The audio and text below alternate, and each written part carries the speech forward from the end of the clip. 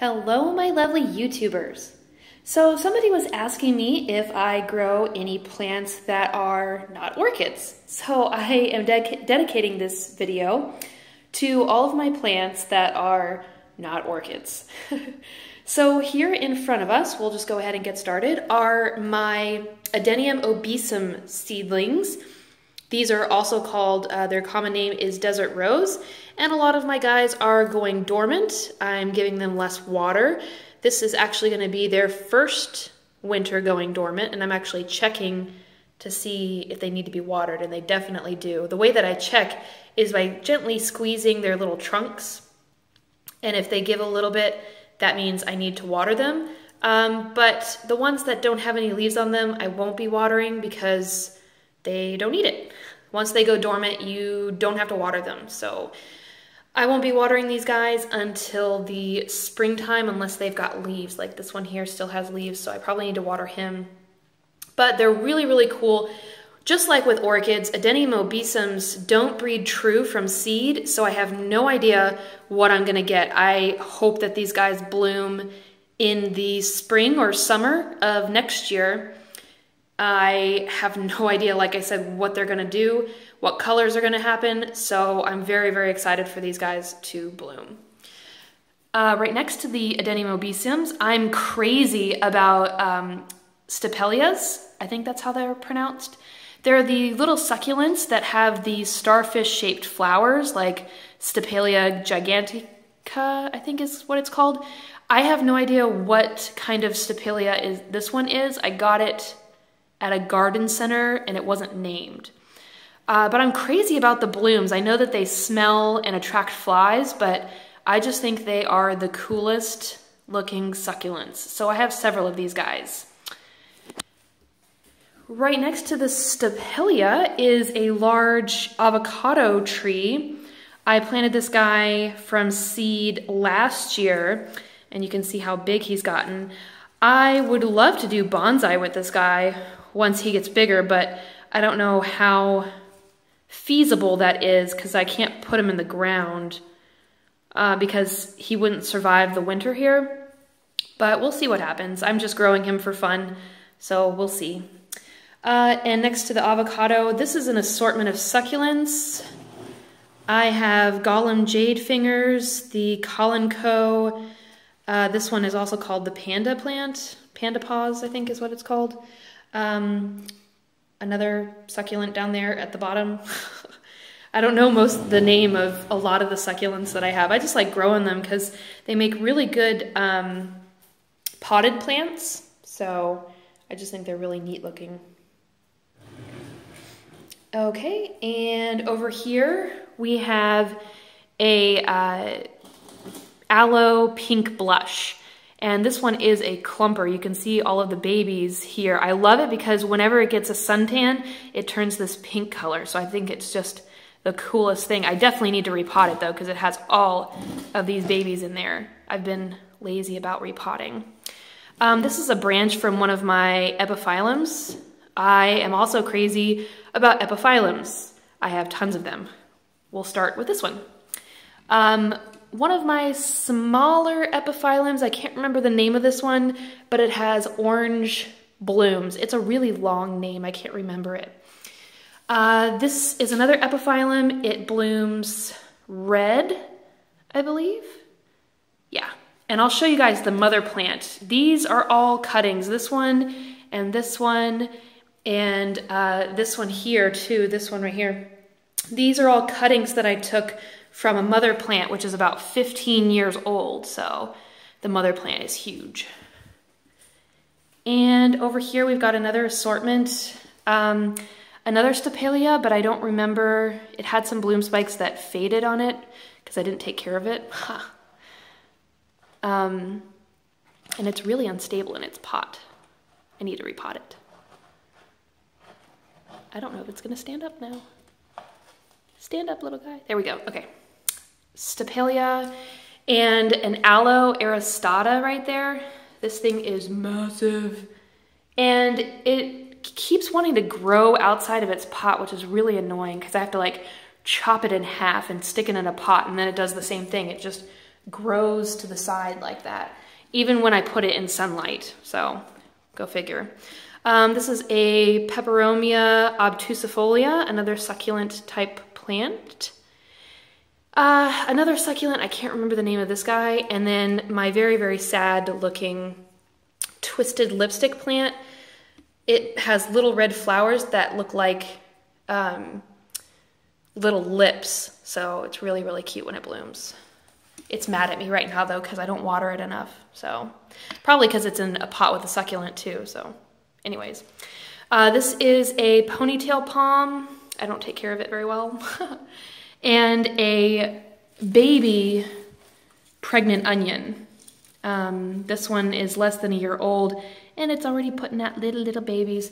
You can pluck off the babies and actually have more pregnant onion plants, which is really cool. So very, very poisonous though. You don't want to eat it. It's not like an onion.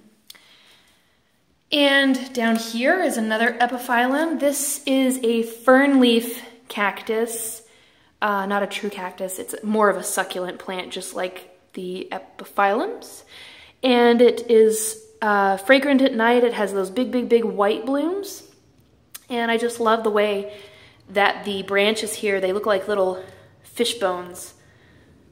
So we'll go check out the mother plant.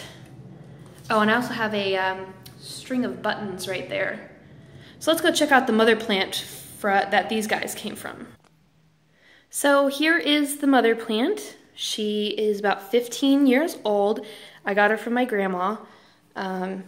Yeah, she's beautiful when she blooms. She has really deep red blooms. So she's very, very pretty. I've taken a lot of cuttings from her though, and so she's looking kind of sad.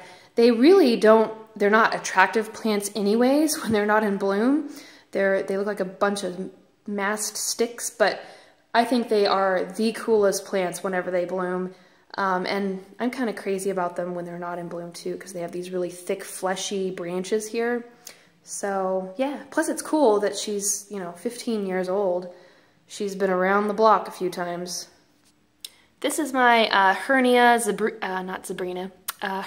schneideriana, and it has really dark maroon flowers whenever it blooms. And like I said, I'm really crazy about the stapelias and the hernias. I just think they're the coolest succulents. So this is my little Hernia schneideriana. I have no idea what this plant is, but it's absolutely massive. And it is actually, I think it's trying to bloom or something. There are those little bloom spikes there. I believe it is a type of Dracaena, but I don't know what kind of Dracaena. But anyways, thought I'd show you guys that. And then my little gold dust plant is trying to bloom as well, that little bloom there.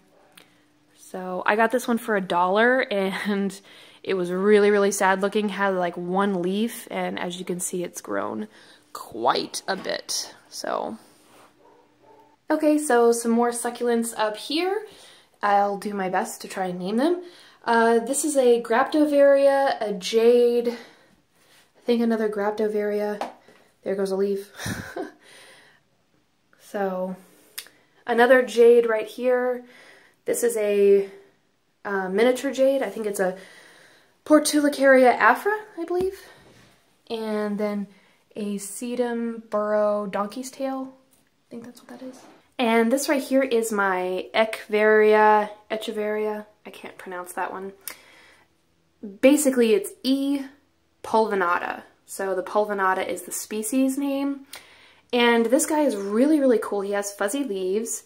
I love his presentation. He has woody trunks. He's like this little succulent tree. And he's got all these little babies at the bottom. And whenever he gets lots and lots of sunlight, these will all turn red. So that's why he's sometimes referred to as the ruby succulent. And then in here is where I keep all of my hibernating plants, the ones that go dormant in the winter. So you can see my catasetums up there, but we are not doing a video about them. I wanted to pull down my Adenine mobisum. This one has been hard pruned. If you follow me on Facebook, you saw me hard pruning it. So I hard prune it in the fall whenever it's getting ready to go dormant. And I love its caudex. It's all twisty and big and fat and beautiful. And in the springtime, it'll put out new branches and bloom, and it's magnificent. I love Adenium obesums.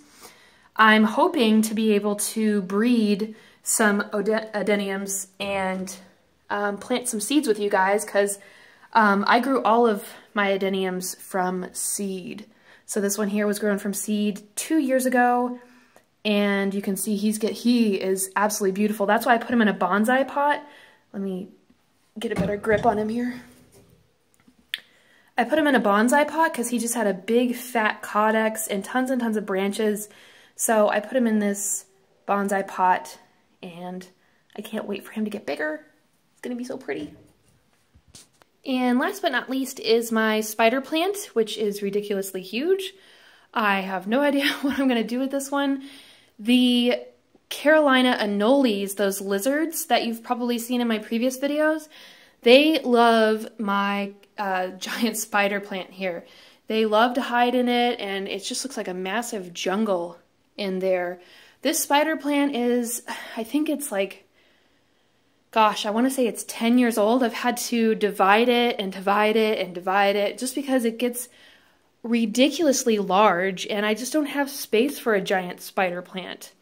So this one's super old and always puts off tons and tons of babies, but I love the spider plant because it's just a ridiculously easy plant to grow. I mean, in the wintertime, I'll give it water maybe like once every week or 2 weeks. And then in the summertime, I give it water pretty much every other day. It loves water. And you can actually propagate the babies using just a cup of water. So spider plants are very hard to kill. But anyways, so now you guys have seen some of the plants that I grow that are not orchids. If you guys have any questions or comments, leave a comment down below. I will get to it. And follow me on Facebook and Twitter and subscribe to my channel. Alrighty guys, I will see you later.